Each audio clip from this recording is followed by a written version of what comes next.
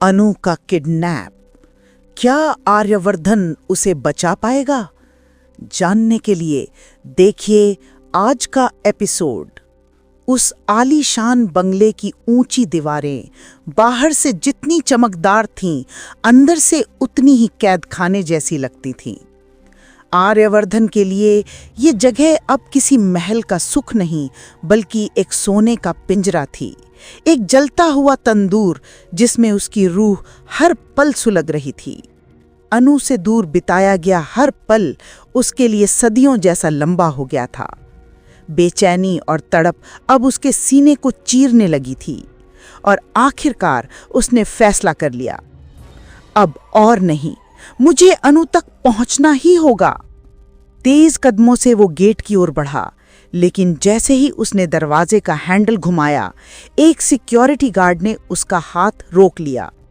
Sir, झंडे sir का सख्त ऑर्डर है, आप बाहर नहीं जा सकते। आर्यवर्धन की आंखों में ज्वाला भड़क उठी। छोड़ो मेरा हाथ, उसकी आवाज गूंज उठी। तभी पीछे से झंडे की भारी आवाज आई, आर्या रुक जा। आर्यवर्धन पलटा और देखा झंडे की आंखों में गुस्सा नहीं था, बल्कि एक अजीब सा डर था। तू समझ क्यों नहीं रहा?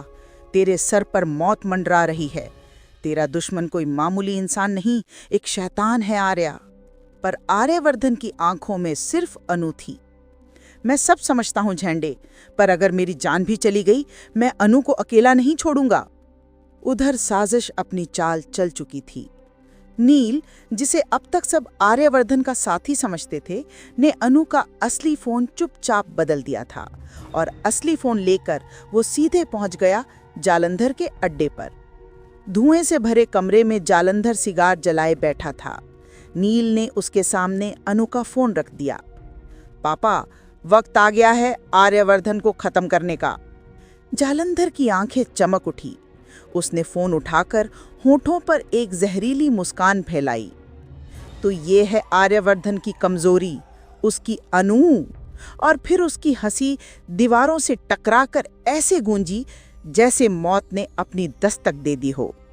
उस रात न आर्यवर्धन के गले से निवाला उतरा, न अनु के।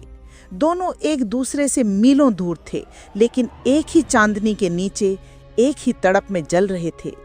दोनों की आंखें अपने अपने फोन की बेजान स्क्रीन पर टिकी थीं, इस उम्मीद में कि शायद कोई चमत्कार हो जाए।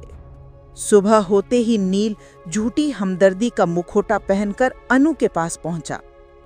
अनु, मुझे पता है आर्य सर कहाँ हैं। आओ, मैं तुम्हें ले चलता हूं। अनु की आंखों में उम्मीद की चमक आई। सच? कहाँ है वो? नील ने मासूमियत से सिर हिलाया और अनु को अपने साथ ले चला।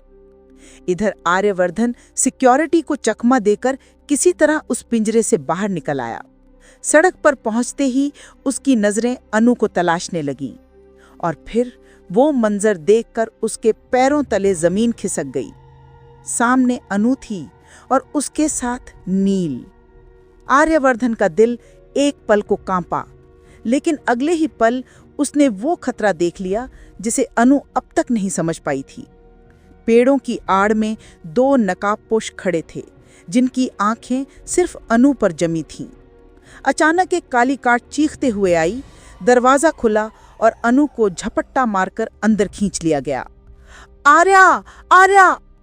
अनु की चीख हवा में गुम हो गई और कार आंखों से ओझल हो गई। आर्यवर्धन पत्थर की तरह खड़ा रह गया। उसकी आंखों के सामने सब कुछ हो गया और वो कुछ कर नहीं पाया। नील वहीं खड़ा, एक क्रूर विजयी मुस्कान के साथ। उसी वक्त मीलों दूर झंडे का फोन बजा। दूसरी तरफ जालंधर की जहरीली हंसी थी। क्यों झंडे, कहाँ है तेरा दोस्त? तुझे लगता है मुझे नहीं मालूम? मुझसे वो सिर्फ 1 मिनट की दूरी पर है, लेकिन उससे पहले उसकी सबसे कीमती चीज छीन लूंगा, उसकी अनु। झंडे का चेहरा स्याह पड़ गया। उसके दिमाग में सिर्फ एक नाम कौन था? नील। उसने फौरन जांच करवाई और सच सामने आते ही उसके पैरों तले जमीन खिसक गई। रिपोर्ट साफ कह रही थी, नील, पिता का नाम जालंधर सिंह। जालंधर की आवाज फोन पर गूंजी। 20 साल पहले आर्यवर्धन, तूने जो मुझसे छीना था, आज मैं तुझसे सब कुछ छीन लूंगा।